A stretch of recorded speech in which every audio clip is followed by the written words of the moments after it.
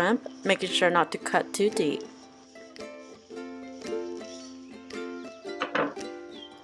Flip the shrimp right side up and press down to straighten the shrimp out.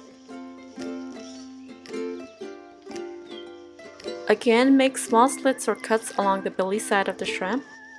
Then flip the shrimp right side up and press down to straighten the shrimp out.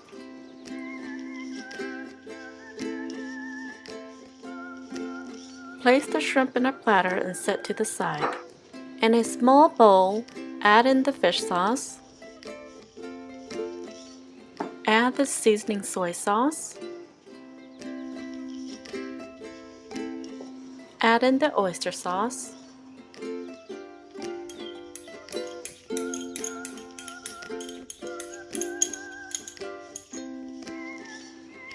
Add in the red curry paste.